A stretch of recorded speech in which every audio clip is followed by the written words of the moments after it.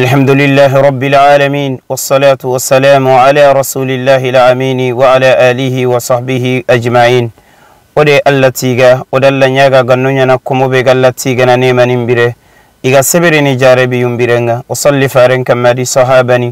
أدي دنكني أدي سر وسرغ يا خدياما وندي ينكوتا ودل نياغا لغن حمين دي خوتان دي ليخي يندي جاربي إغا سلامي سكما الله غن ورغندني نبغنو قوكينو دي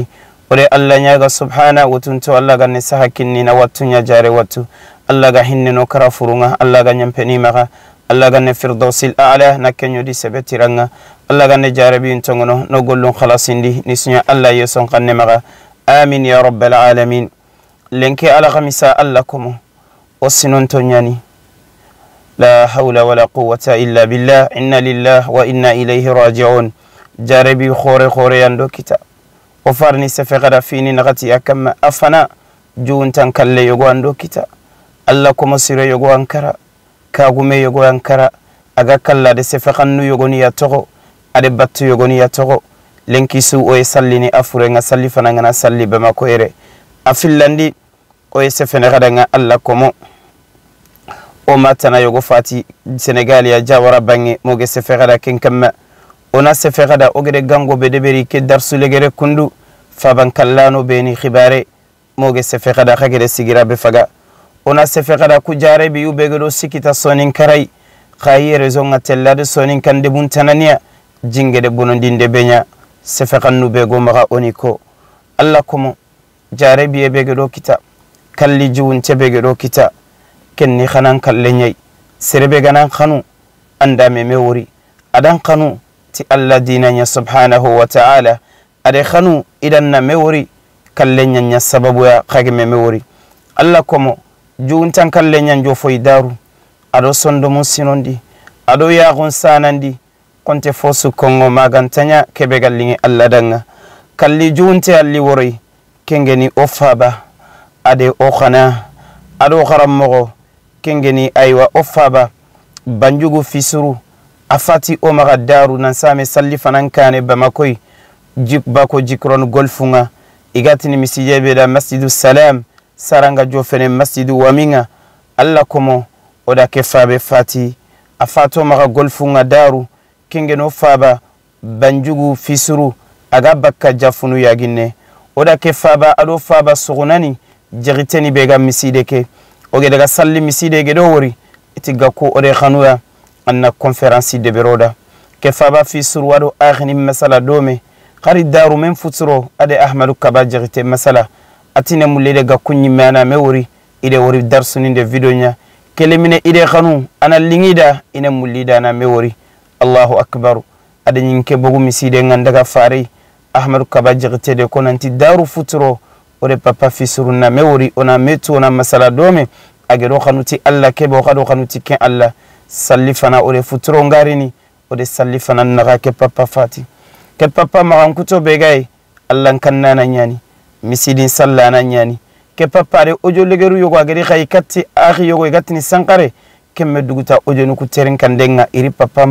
fati yanko ngada nanti papa fisurunga afati banjugu fisuru nanta fati nanya anya ojo nin terin kana ke papa kundu aromo wuri i mede koda sedan tawu nanta me daga sakanga daru ati fare yallini katti ya hajwa ina ya duku kan nogonga papa nyita hunu Kenya yaga fare nduku janka fare tanali katti papanga na kallenya ga kan nogo aga sesi nogonga papa mpage daga kunduya kan sefegan ninyi ke papa lakenga ke papa fisuru juma sutanya kongo soronda nanti besuna ke kalle kane tagu alati magu besuro munna duda tagu yagarunga nyana furujani besuna duda tagu angaginin kalle besuna duda tagu nanti kalle lino juya nanti besuna kallen kane tagu jumasu illa magande ke ko mikronga ara sefegadi nanti ke papa ga kebe kongo adigal legeru nogo magere kebe ni wara katti soronga sedan tagu giya nanti sere summa dunga kalla nani konti yogon tande alla naga sadaka yogo bagandi kota sonna wara anda alla naga kenya nan kallenga anne kenya nyini dukane yawmal qiyamah papa mpata de logo nyatoro ale lentugunnu nyatoro alla komo kianinga kongo biresu ngatini miniti bane anu da la timeni naga bal segon bane ala oromun nanya la timeni kallenga naramutu odua ke papa danga alla ga hinnene ode gango ngara bamako sonin kenswa sirasu taga maga lenki ala khamisan nyimme aywa anna li sallifana anna la salli bako jikron golfunga agana linga dangana jo fegati no kubera karaban koro polsu koro nantangi tele ade keninga kari finlanda ngo annoge angana rokenga tudura na sege kamunga mangere miside kenyino igatini masjidu salam wal moyo nimero ngallo anno khiri ona miside ke dingiran koyanga qoron daga kegede ke sigira be faga adi naburen nafaga adi waqatin nafaga do alla killenda alla dina ade khanu do na mewori okude worade ahmadu genyi taagunu medungi diranjene ndangi ntile menyenga me conference ngibare janka fage nya kenyai ka papanke mawori qoron daga sigi papam puren kamma qoron daga salli qoron daga atunci kale gerenga qoron daga duada kumeni na logo sonin kara ananya seda isira sudanga alla ga hinnene ofabake alla ga nyampana maga na firdausil a'la alla ga nekenyana asebetiranga oda sudamma ya rabbal alamin odwa jawra suda o mamma fulemata farilla de kimpa bada kingeni o ma yagare o mamma nyumma biru dukure nanta gage fati o maga senegalia odwa alla ga hinnene alla ga nyampana maga alla ga ne firdausil a'la alla ga nekenyana oda sebetiranga ya rabbal alamin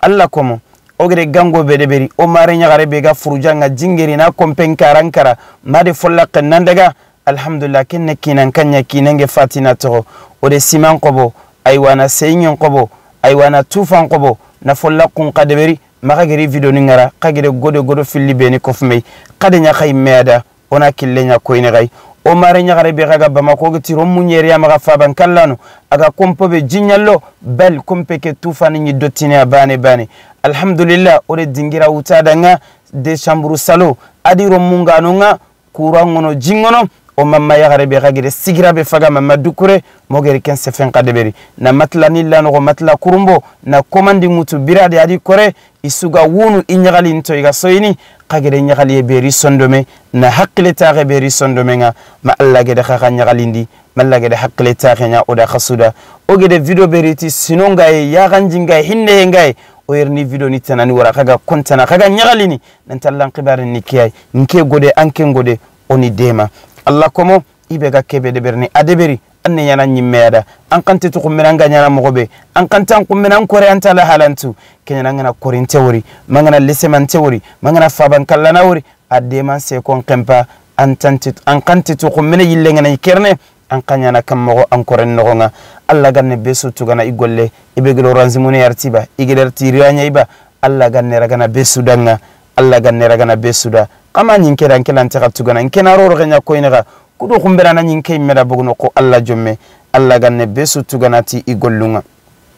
kendange empalle jarebi ubeni gedo kita gelli gajaga itelle nawtu gelli balu ya ferani arunduni nandaga ma kungenini majagilini nandaga ma har kiranne na same ke sukane ado songonneni nalliga qurani debu jinge jofe seresuya nugudun qullahu bego maga fana nanti jarebi yenyani Allah gedo jarebi subhana wajibi nyani ona seberi jarebi yengure ogeme seberante fosu baka Allah kite ona kotu barajen kita afillandi ona tubi kati Allah ona laqadu khase kati Allah tubi yenyani Allahu ta'ala ngi khairi nyillandini kati ikomonga aga yankandini komon kamma asikandi Allah gana kebero kuto komon kamma fofo suntam putunu Allahu ta'ala nde kenya konan tan nabina ko alayhi salam qul lan yusibana illa ma kataba Allahu lana huwa maulana wa ala Allahi falyatawakkalul mu'minun fosu gede komon kita amenyam putunu ke safantenya nyino gelloge meri bire nanti ke kota yerni ke sina yerni